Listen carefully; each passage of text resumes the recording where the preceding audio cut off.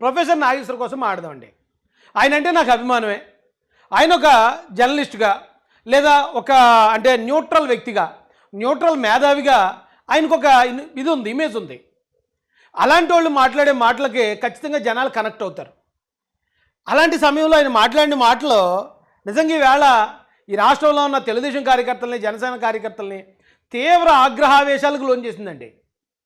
అయితే ఆయన గురించి కొంతమంది సపోర్ట్ చేసేవాళ్ళు ఉన్నారండి. తులసి చందు మనకు తెలుసు కదా, ఆవిడ కూడా ఒక న్యూట్రల్ జర్నలిస్ట్ అని చెప్తుంది. ఆవిడ మాటల్లోనే అసలు ప్రొఫెసర్ నాగేశ్వర్ గారు ఏమన్నారు, ఆయన మాట్లాడిన మాటల్లో తప్పేంటి? తప్పుంది, 100% తప్పుంది. అయితే చాలామంది వెనకేసుకొస్తున్నారు. చాలామంది ఎలాగన్నారు కదా, పవన్ కళ్యాణ్ గారు అప్పుడు అలాగన్నారు, చంద్రబాబు నాయుడు గారు ఎలాగన్నారు, అప్పుడు లేని తప్పు ప్రొఫెసర్ గారు అంటే తప్పేం వచ్చింది, ఈయన ఎందుకు క్షమాపణ చెప్పాలి, ఈయన మీద ఎందుకు కేసులు పెట్టాలని వైసీపీ అనుకూలమైన వ్యక్తులు అబ్బాయి చాలా తెలివిగా అడిగేస్తున్నారండి. చంద్రబాబు నాయుడు గారికి, పవన్ కళ్యాణ్ గారికి, ప్రొఫెసర్ నాగేశ్వర గారికి తేడా లేదా? ఆ తేడా ఏంటో చూపిస్తాను. ముందు ఈ న్యూట్రల్ అమ్మాయి అయిన తులసి చంద్ మాటల్లోనే మనం చూద్దాం. డబ్బుల కోసం ఆశపడి పేటిఎం బ్యాచ్ లో చేరి విశ్లేషణలు చేస్తారు అని చెప్పి ఒక దుర్మార్గమైన ప్రచారం జరుగుతూ ఉండడం అనేది ఎంతవరకు కరెక్ట్? ప్రొఫెసర్ నాగేశ్వర్ గారు ఎమ్మెల్సీగా వర్క్ చేశారు. ఉస్మానియా యూనివర్సిటీలో జర్నలిజం ప్రొఫెసర్ గా ఆయన రిటైర్ అయ్యారు. ఈ 2 పోస్టులకు గాను ఆయనకు వచ్చే పెన్షన్ డబ్బులే 1,60,000 కంటే ఎక్కువ. ఇలా నెలకు 10 లక్షల రూపాయలకు పైగా లీగల్ ఇన్కమ్ ని ఆయన పొందుతున్నారు. అలాంటి వ్యక్తికి ఎవరో ఇస్తే ఆ డబ్బుల కోసం ఆశపడి అనాలిసిస్ చేయాల్సిన అవసరం నిజం. ఇప్పుడు ఈ మాట ఇప్పుడు చెప్పకపోయినా బాగుండేదండి. నిజానికి నెలకు 10 లక్షలు వస్తుంది అంటుంది ఆవిడ. ఆ మాట అనటం వల్లే ఓకే నెలకు 10 లక్షలు అయితే ఏం సరిపోద్ది, ఖచ్చితంగా ఆ డబ్బుల కోసం చేశాడేమో అనే అనుమానం కలిగించింది ఆవిడ. ఎందుకంటే జగన్మోహన్ రెడ్డి ఇస్తే 1,00,000, 2 లక్షలు ఇవ్వరు కదండి. జగన్మోహన్ రెడ్డి ఎలాంటి వ్యక్తి అయినా ఒకవేళ నిజంగా ఆయన డబ్బులు ఇవ్వాలనుకుని ఆయన డబ్బులు ఇచ్చి మాట్లాడిస్తే ఈవిడ లెక్క ప్రకారమే నెలకి 10 లక్షలతో సరిపెట్టుకునే ప్రొఫెసర్ గారికి ఖచ్చితంగా అది ఉపయోగపడుతుంది. ఖచ్చితంగా తప్పు చేసే ఉంటాడు. తిన మాటల ప్రకారం ఆలోచిస్తే అండి నాకు ఆయన అంటే రెస్పెక్ట్ ఉంది. కానీ వెనకేసుకొచ్చేటప్పుడు కొన్ని పాయింట్లలో మనం కొన్ని జాగ్రత్తలు తీసుకోవాలి. 2 లక్షల రూపాయలు పెన్షన్ వస్తుందనో, యూట్యూబ్ ఛానల్ మీద ఎంత వస్తుందనో, ఇలాంటి వాడికి డబ్బులు తీసుకుని చేసే పని ఏంటంటే జగన్మోహన్ రెడ్డి గారికి 1,00,000 కోట్లు ఉంది, అందుకని ఆయన ముఖ్యమంత్రి అయిన తర్వాత అవినీతి చేయడం మానేశాడా? లెక్కర్లోను, శాండ్లోను, ల్యాండ్లోను, మైన్లోను మానేశాడా? అరే డబ్బుల విషయంలో ఇదే చాలు అనుకునే మెంటాలిటీ ఏ మనిషికి ఉంటుంది? పాపం ఇప్పుడు మీరు చెప్పిన దాని ప్రకారం ఆయన కొన్ని ఇమేజ్కి ఆయనకు వచ్చే ఇన్కమ్ చాలా తక్కువ. కాబట్టి తులసి చంద్ గారి మాటల్లో చూసినా కూడా ఆ డబ్బుల కోసం ఆయన చేసే పరిస్థితే, డబ్బుల కోసం ఆయన తప్పు చేసే పరిస్థితిలోనే ఉన్నాడని ఇక ఆవిడ మాటల్లోనే తెలుస్తుంది. ఏమండి ఉంటుందా? అండ్ 2009లో ఆయన పోటీ చేసినప్పుడు సాక్షాత్తు చంద్రబాబు నాయుడు ఫోన్ చేసి మీకు సపోర్ట్ చేస్తాను, ఈ ఎలక్షన్ బండుకు డబ్బులు పోతా ఉన్నాడు, నేను గౌరవంగా రిజెక్ట్ చేశాను. ప్రొఫెసర్ నాగేశ్వర్ గారి మీద టీడీపీ, జనసేన కార్యకర్తలు సోషల్ మీడియాలో తీవ్ర స్థాయిలో దాడి చేయడం మాత్రమే కాదు, కాకినాడ జిల్లా అర్పవరంలో అలాగే ఇంద్రపాలెం ఈ 2 పోలీస్ స్టేషన్లోనూ ఆయన మీద 2 ఎఫ్ఐఆర్లు నమోదయ్యాయి. అందుకే ప్రొఫెసర్ నాగేశ్వర్ ఏమన్నారు? జనసేన నాయకులు పవన్ కళ్యాణ్, నాదెళ్ల మనోహర్ ఇతరులు వెళ్ళి అమిత్ షాను కలిశారు. అమిత్ షా కలిసి మన జగన్ ను లోపలయ్యాలి, జగన్ ను మా వాళ్ళు ఒత్తిడి తెస్తున్నారంటే అమిత్ షా చెప్పింది ఏంటంటే రాజకీయాల్లో ఇన్స్టాంట్ ఫ్రెండ్ ఉంటాడు, లాంగ్ టర్మ్ ఫ్రెండ్ ఉంటాడు. Telugu Desam instant friend, Jagan long term friend అని మీరు కూడా ఆ వైఖరి మార్చుకోండి అని సలహా ఇచ్చారు. అది పూర్తిగా అవాస్తవం, అది దయచేసి ఆయన ఉపసంహరించుకోవాలి. అది నాగేశ్వర్ ఉపసంహరించుకోవాలి కదా, అంతేకాదు మ్యామ్. నేను బేషరతుగా నా వ్యాఖ్యలు ఉపసంహరించుకుంటున్నాను. ఇప్పుడు ఆయన ప్రొఫెసర్ అండి, ఆయన రాజకీయ నాయకుడు కాదు. ఫస్ట్ అందరూ గుర్తుపెట్టుకోవాల్సింది ఆయన ఏమన్నాడు, ముందు ఓన్లీ పవన్ కళ్యాణ్ గారు, నాదెండ్ల మనోహర్ గారు మాత్రమే అమిత్ షా గారు కలిశారట. వాళ్ళ ముగ్గురు మాత్రమే కలిసినప్పుడు మాట్లాడుకున్న మాటలు ఈయనకి ఎలా తెలుస్తాయి? పోనీ ఒకవేళ 4వ వ్యక్తి 5వ వ్యక్తి ద్వారా తెలిసాయి అనుకుందాం, లేదా ఇంకొకరు ఎవరో పవన్ కళ్యాణ్ గారు వచ్చి ఎవరితోనో మాట్లాడితేనో, నాదెండ్ల గారు వెళ్ళి ఎవరితోనో మాట్లాడితేనో, ఆ మాట్లాడినప్పుడు ఎవరెవరు ఉన్నారో వాళ్ళు ఈయనకి చెప్పారు అనుకుందాం. అలా చెప్పినప్పుడు ఇప్పుడు నాదెండ్ల గారు వచ్చి ఖండించారా, అదేం కాదు, ఏం మాట్లాడుతున్నారు, అదంత అవాస్తవం అన్నాడు ఆయన. నిన్న పవన్ కళ్యాణ్ గారు ప్రెస్ మీట్ పెట్టి చాలా చిరాకు పడ్డాడు ఆయన. నేను ఎవరిని అరెస్ట్ చేయితే నేను ఎదుగుతానని అనుకోవడం ఏంటి, నేను కష్టపడి దేనన్నా తట్టుకోనకు వచ్చినోడిని నేను వెళ్ళి ఎవరినో అరెస్ట్ చేయమని అంటాం ఏంటి అని ఆయన అన్నాడు.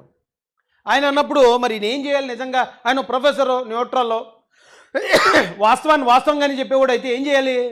ఏమంటే నాకు ఇదిగో పలానా వ్యక్తి చెప్పాడు, అయితే తప్పు అతనిదై ఉంటుంది, అతను అబద్ధం చెప్పి ఉంటాడు, కానీ నేను చెప్పింది అబద్ధం కాదని అతను తన నిజాయితీని నిరూపించుకోవాలి కదా. అది వదిలేసి వెనక్కి తీసుకోమంటారా? ఓకే, నా వ్యాఖ్యలు వెనక్కి తీసుకుంటాను అంటే అర్థం ఏంటి?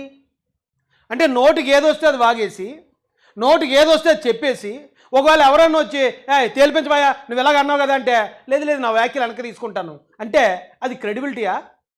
ఒక ప్రొఫెసర్కి ఉండాల్సిన లక్షణమా? ఒక జర్నలిస్ట్కి ఉండాల్సిన లక్షణమా? ఏ సోర్సు లేకుండా ఆయన అన్న మాట ఎంత పెద్ద మాట తెలుసా?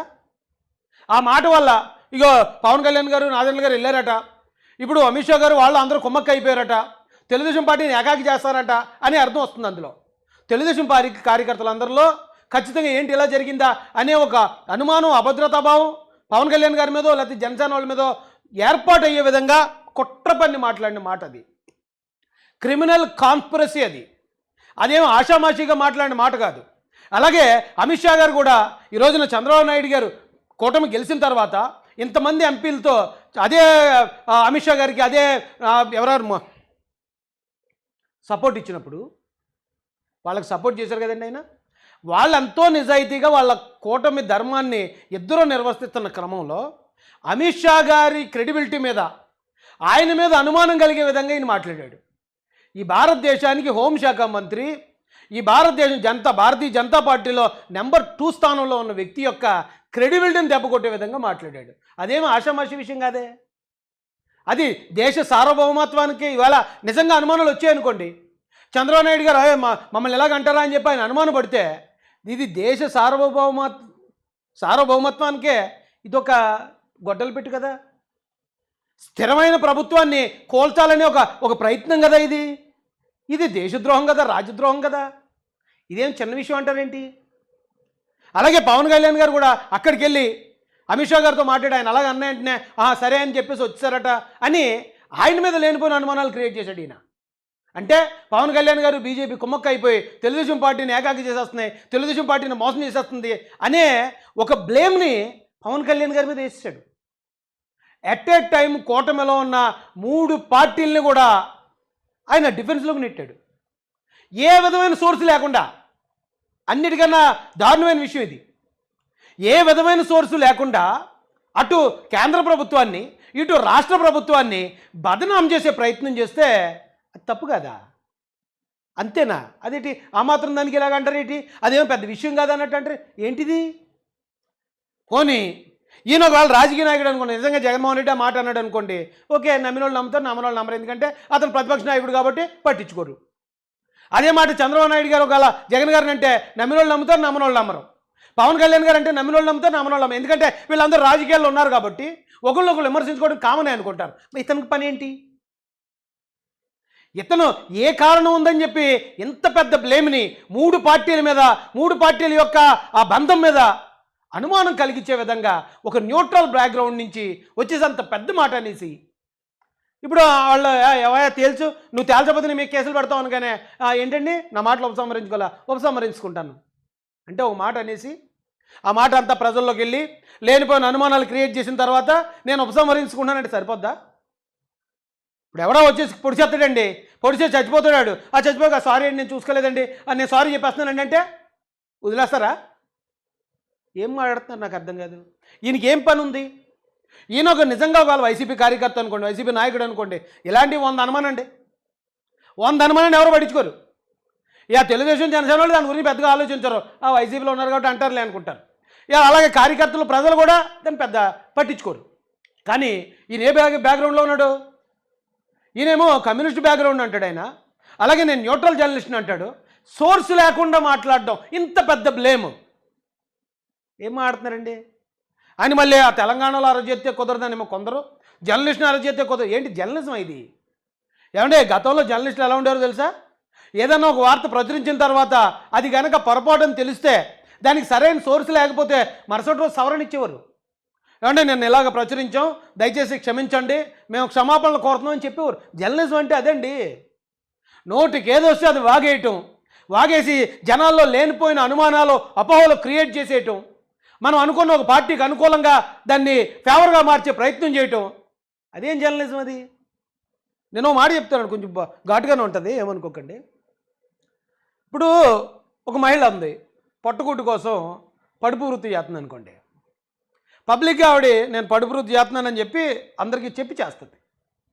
అది చాలా బెటర్. ఎందుకంటే ఆవిడ చేస్తున్న అదేమి దాయలేదు. దాయకుండా ఆవిడ పొట్టకూటి కోసం లేకపోతే వాళ్ళ పిల్లల కోసం చేయాల్సింది చేస్తుంది, పబ్లిక్గా చేస్తుంది. అది కూడా చాలా బెటరే. అదే ఒక భార్య భర్తతో కుటుంబంతో ఉన్న ఒక భార్య భర్తకి పిల్లలకి తెలియకుండా వేరే వాళ్ళతో అక్రమ సంబంధం పెట్టుకుందంటే అది వ్యభిచారం కన్నా దారుణం అండి. చాలా జాగ్రత్తగా ఆలోచించండి. ఒక భార్య భర్త అన్నీ చూసుకుంటున్నాడు, పిల్లలు ఉన్నారు, చక్కని కుటుంబం ఉంది, ఈ కుటుంబానికి చెందిన మహిళగా అతని భార్యగా వీళ్ళకి తల్లిగా చలామణి అవుతుంది పబ్లిక్లో. అలాంటిది వేరే వాళ్ళతో అక్రమ సంబంధం పెట్టుకుందనుకోండి, అన్నిటికన్నా ఘోరం అది. ఆవిడతో పోలిస్తే వ్యభిచారం పబ్లిక్గా చేసే మహిళకి బెటర్. ఎగ్జాంపుల్ నేను ఎందుకు చెప్పానంటే, ఇప్పుడు ఒక పార్టీలో ఉన్నాడు అనుకోండి, ఎవరన్నా ఓ పార్టీలో ఉండి ఆ పార్టీ తరఫున నువ్వేం మాట్లాడినా చెల్లుతుంది, ఏ ఆరోపణలన్నా చెయ్యి.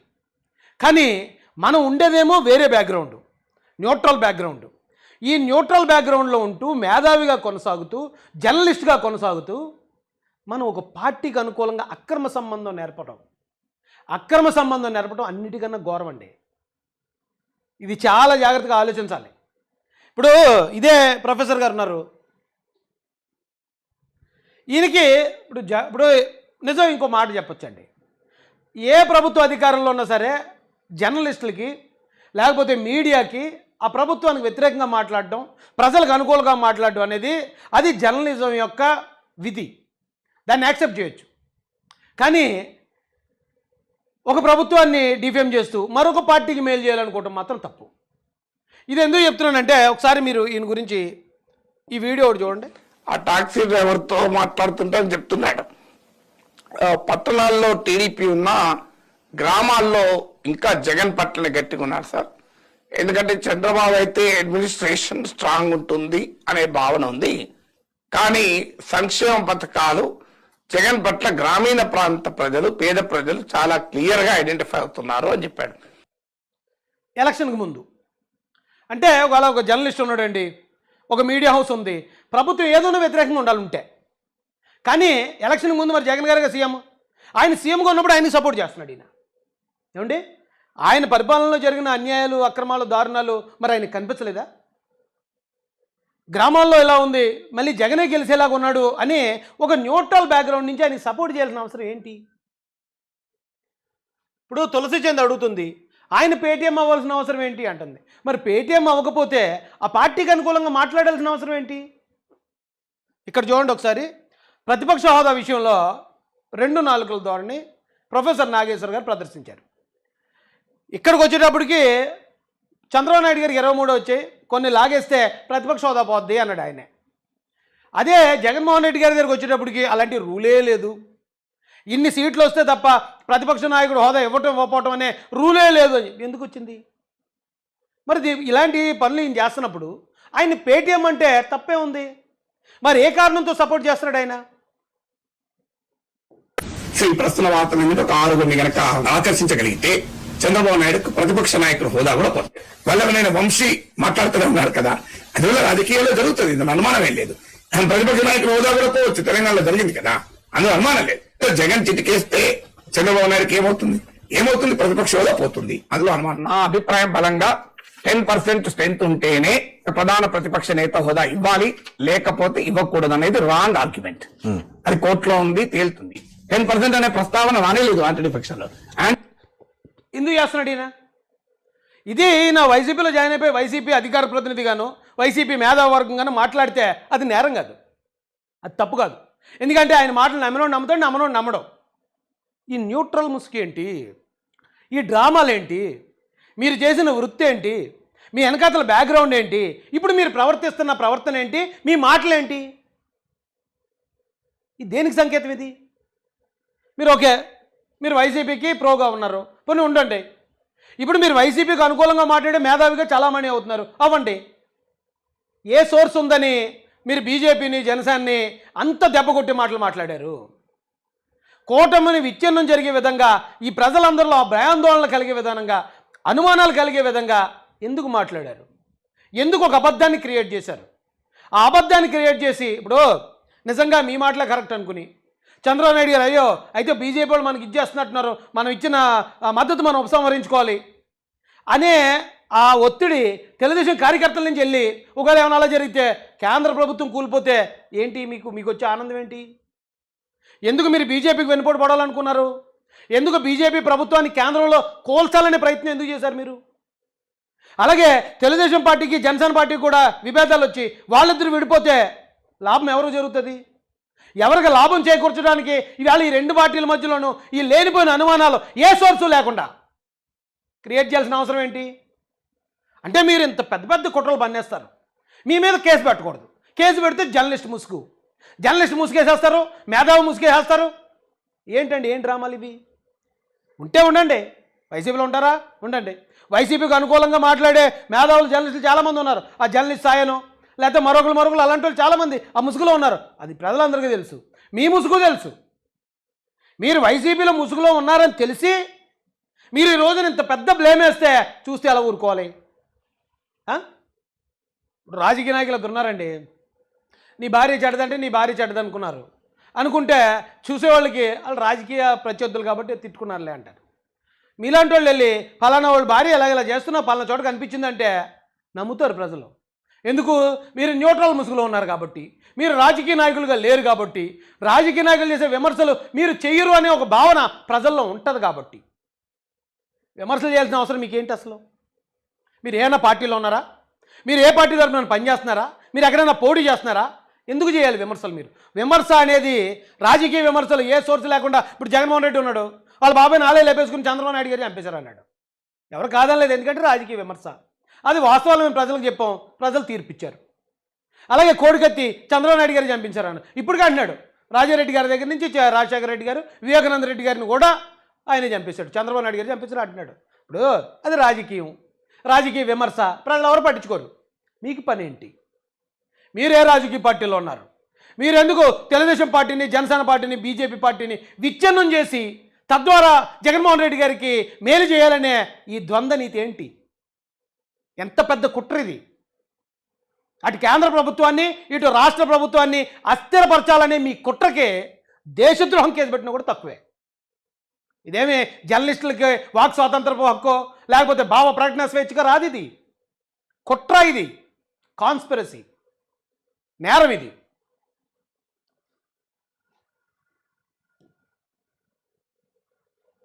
ప్రతి మనిషికి సహనం, ఆ సహనాన్ని దెబ్బతీస్తే విశ్వరూపం చూస్తారు. ఇక్కడ ప్రొఫెసర్ గారిని అంటున్నారు కానీ ఎలక్షన్స్ టైంలోనే పవన్ కళ్యాణ్ చాలా స్పష్టంగా చెప్పారు కదా, కేంద్రం హెల్ప్ తో జగన్ పనిపడతాము అని చెప్పి. జగన్ నీకు ఒక రోజు చెప్తున్నా, కేంద్రం చేత నేను ఆటోలు ఆడించకపోతాడు ఒక రోజు. ఇక్కడ కేవలం ఏముందమ్మా, అందులో ఏం తప్పు ఉంది?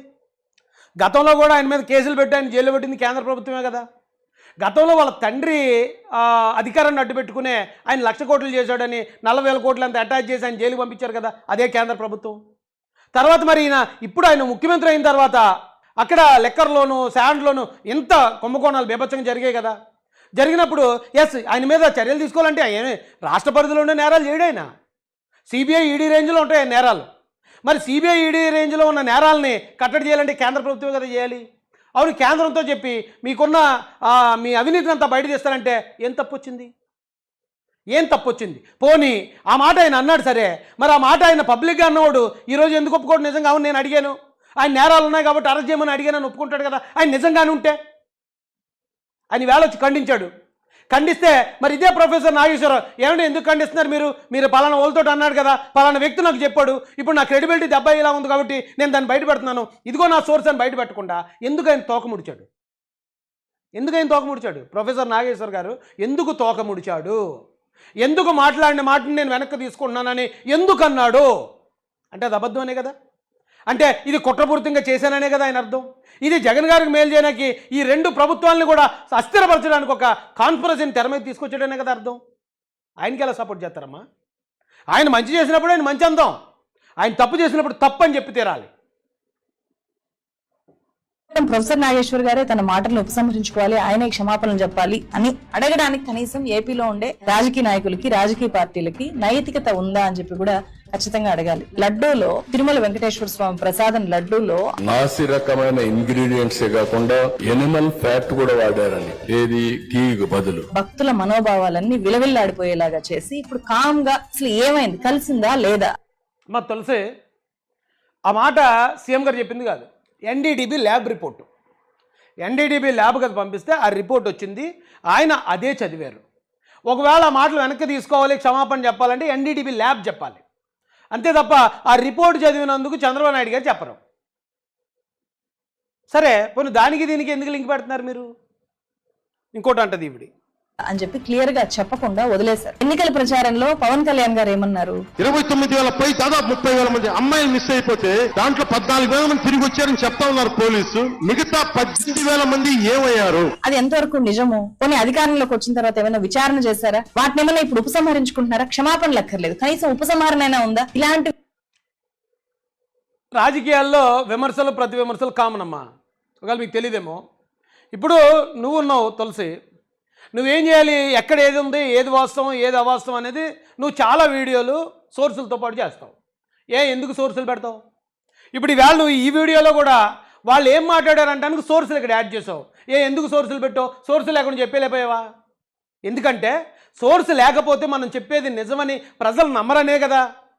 మరి అదే ప్రొఫెసర్ గారు ఆ మాట అన్నప్పుడు దానికి సోర్స్ పెట్టాలి కదా. సోర్స్ లేకుండా నోటికి ఏదొస్తే అది వాగేయకూడదు కదా. ఇప్పుడు నువ్వు అడుగుతున్నావు, చంద్రబాబు నాయుడు గారు చెప్పాలి కదా, వెనక్కి తీసుకోవాలి కదా, పవన్ కళ్యాణ్ గారు వెనక్కి, వాళ్ళు తీసుకోవాల్సిన పని లేదు. ఎందుకంటే వాళ్ళు రాజకీయ నాయకులు, వాళ్ళు రాజకీయ పార్టీలని రన్ చేస్తున్నారు అధినేతలు. జగన్మోహన్ రెడ్డి గారు నారాసుర రక్త చరిత్రని ఇచ్చాడు, అది సిబిఐ వచ్చిన తర్వాత అది నారాసుర రక్త చరిత్ర కాదు, వైఎస్ రక్త చరిత్ర, వైఎస్ కుటుంబమే చంపేసిందని వాళ్ళు ఎంక్వైరీ చేసి ఆధారాలతో పాటు ఇచ్చారు. జగన్మోహన్ రెడ్డి గారు వెనక్కి తీసుకున్నారు ఆ మాట. ఇవాళ కూడా చెప్తున్నాడు కదా అదే మాట, చంద్రబాబు నాయుడు గారు చంపేశారు అంటున్నాడు ఇవాళకి. మరి అవెందుకు మాట్లాడరు మీరు? ఒకవేళ అమ్మాయిలు మిస్ అయ్యారు అని చెప్పాడు, అది మిస్ అవ్వలేదా, మిస్ అయ్యారా జనాలు నమ్ముతారు. జనాలకు ఒక ఐడియా ఉంటుంది, నమ్మేవాళ్ళు నమ్ముతారు, నమ్మేవాళ్ళు నమ్మరు. ఎందుకంటే అవి రాజకీయంగా ఒకరి మీద ఒకరు చేసుకున్న ఆరోపణలు, విమర్శలు. ఈయన రాజకీయ నాయకుడు కాదు, ఈయన ఒక పార్టీనే లేకపోతే ఒక వర్గాన్ని బేస్ చేసుకుని వాళ్ళ మీద ఇలా లేనిపోయిన అభాండాలు వేయటానికి ఆయనకి అవసరం లేదు. ఆయన రాజకీయ నాయకుడు కాదు, అది రాజకీయ విమర్శ కాదు, కుట్రపూరితమైన ఒక భయంకరమైన దాడి. అది నేరం అమ్మా. వాళ్ళు నువ్వు ఉన్నావు, అదే మాట నువ్వు చెప్పినా నేరం అవుతుంది. అదే ఒకవేళ జగన్మోహన్ రెడ్డి గారిని ఏదైనా నేను విమర్శిస్తే, నేను తెలుగుదేశం పార్టీలో ఒక కార్యకర్తను నాయకుడినో కాబట్టి అది మళ్ళీ నడుస్తుంది, అది విమర్శ. ఇలాగా న్యూట్రల్ ముసుగేసుకుని, మేధావులు ముసుగేసుకుని ఇంతంత పెద్ద పెద్ద కుట్రలు పన్నేయకూడదమ్మా. కుట్రలు పన్నేసేటప్పుడు సోర్స్ ఉండాలి. నువ్వు సోర్స్ లేకుండా ఎందుకు వీడియో చేయవో అది చెప్పు. నీ గుండెల మీద చేసుకుని నువ్వు ఆలోచించు. సోర్స్ లేకుండా ఏది పడితే అది మాట్లాడేస్తారా? రాజకీయ నాయకుల ఆరోపణలకి ప్రొఫెసర్ నాగేశ్వర్ గారు చేసిన ఈ కుట్రకి చాలా తేడా ఉంది. ఇది ఇప్పుడు పవన్ కళ్యాణ్ గారు బయటకు వచ్చి ఖండించారు కాబట్టి సరిపోయింది. అసలు నేను మాట చెప్తానండి, నిజంగా ఈ ఆరోపణ ఎవరి మీద చేశారు, ఎవరికి బలంగా ఎఫెక్ట్ చూపిస్తుంది అంటే అమిత్ షా గారికి చూపిస్తుంది. ఎందుకంటే అమిత్ షా గారు ఇలా డబుల్ గేమ్ ఆడతారా, అమిత్ షా గారు ఇలా చేస్తారా అంటే జగన్మోహన్ రెడ్డి మీదకే అనుకూలంగా ఉంటారా, కూటమిలో ఉంటూనే జగన్ గారికి ఆయన సపోర్ట్ చేస్తారా అనే ఒక అనుమానాన్ని ఈ రోజున ప్రజల్లో కలగజేశారు ఫస్ట్ ఈ ప్రొఫెసర్ నాగేశ్వర్ అనే వ్యక్తి.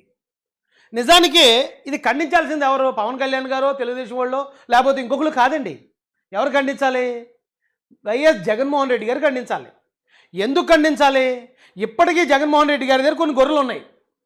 ఆ గొర్రెలు ఏమంటాయంటే, రాయేష్ బీజేపీ పొత్తులో ఉన్నప్పుడు మీరు ఎలా ఉంటారు, మనం బీజేపీకి వ్యతిరేక సిద్ధాంతం కదా, బీజేపీ మతతత్వ రాజకీయాలు చేస్తుంది కదా, మీరు బీజేపీతో ఎలా ఉంటారని ఇప్పటికీ మమ్మల్ని విమర్శించే గొర్రెలు కొన్ని ఉన్నాయి అందులో.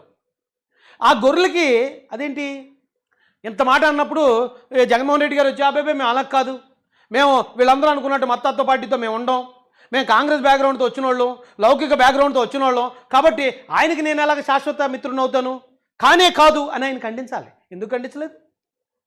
జగన్ గారు ఎందుకు ఖండించలేదు?